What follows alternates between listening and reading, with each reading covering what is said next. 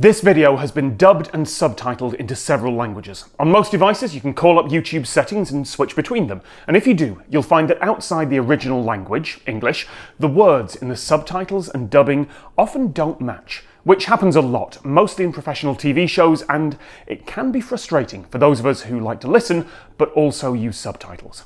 The short reason why is subtitles and dubbing are usually done by different teams of people.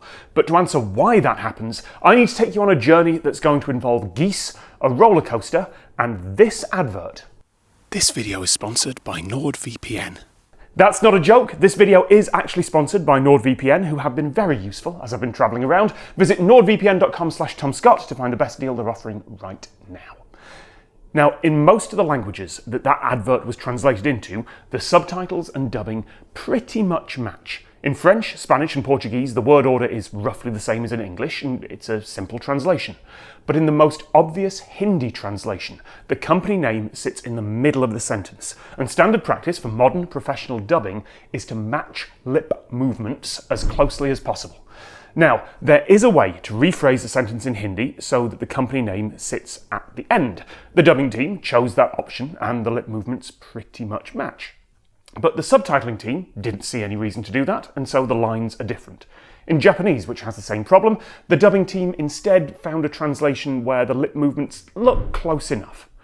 But why don't they just take the dubbing script and then turn it into subtitles? Why translate everything twice? Well, subtitles have their own limitations. I gave the translation teams for this video some deliberately difficult examples. A few years ago, I made a video on YouTube's copyright systems, and it included this sidebar about a song that I don't like. Maroon 5's Memories is an infuriating composition that uses the start of the melody of Canon in D but never resolves it, which means that it has the same stuck-in-your-head effect as the jingle from Alfred Bester's The Demolished Man, and I hate it. The modern approach to subtitling in most languages is that reading is faster than talking, and that even for fast talking like that, you put every word on screen. The viewer can always pause. But that wasn't always the case. If you watch anything in English that was subtitled more than 10 or 15 years ago, like reruns on television or movies on DVD, you'll find the subtitles often summarise what's said. Style guides used to emphasise the skill in careful and sensitive subtitle editing, because they thought it was important that everyone got the meaning, even if they were a slow reader, because you couldn't easily pause and go back. And besides, why would someone who can hear watch video with subtitles? It's not like we all end up with tiny televisions in our pocket, or sound mixing changes would mean that dialogue was going to be suddenly difficult to hear. In the original English version of that Maroon 5 rant that I just did, I made a reference to The Demolished Man by Alfred Bester, which isn't that well known even in English. So for Japanese viewers who have probably never heard of it, the local subtitle translator decided to remove the reference entirely and get the same meaning across in fewer characters. Opinions can differ, but I think that's a pretty solid decision. If they'd just taken the breathless, high-speed performance of the Japanese voice actor, then it would have been a worse experience for subtitle readers. And well done to the voice actor, by the way, that cannot have been easy. And this is just to translate one person performing a script. Imagine if it was a reality show with 6 people shouting and talking quickly and stumbling the words and interrupting each other. The subtitles would have to summarise, while the voice actors for the dub can shout over each other. But it does mean that in this case, for some Japanese viewers, that reference is lost. That's one of the other big challenges with translation. How much do you translate the words versus translating the meaning? Here's another really difficult example. Anyone want to buy some goslings? They're going cheap. The English version of that joke is pretty much impossible to translate. It relies not just on a pun, but on knowledge of colloquial English. You have to know that going can mean making a noise. You have to know that cheap is the English word for the noise that baby birds make, cheep, cheep, cheep.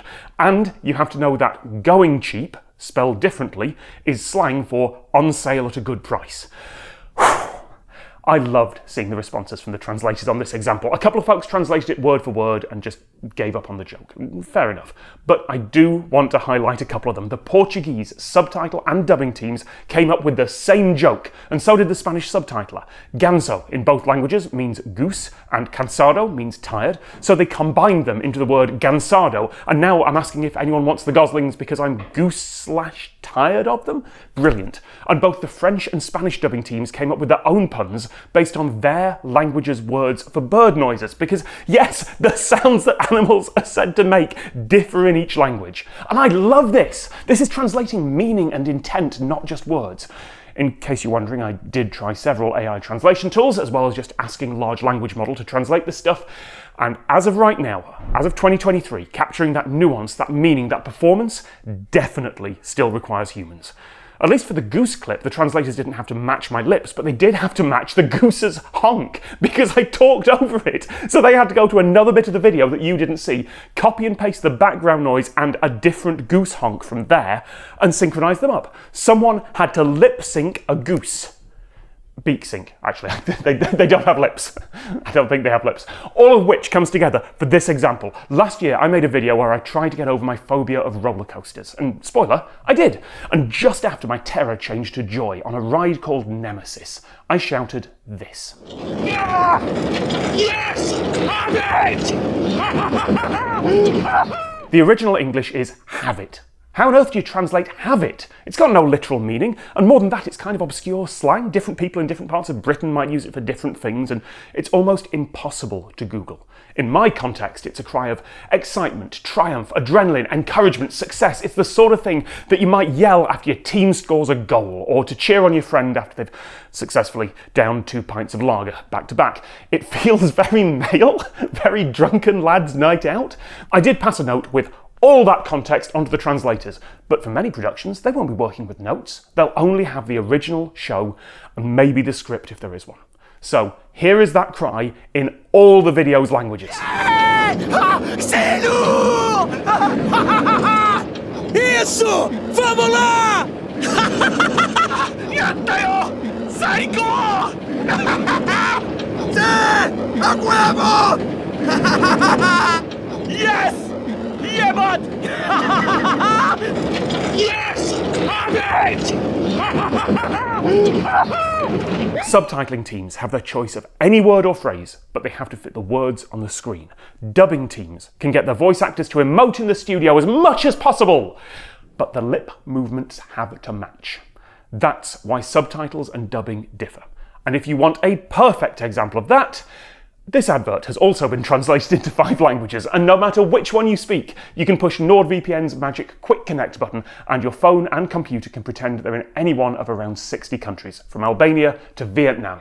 So if you're travelling and want websites to stop automatically translating for you, it's easy. Or if you want to watch stuff from another country, but it's blocked where you are, you can.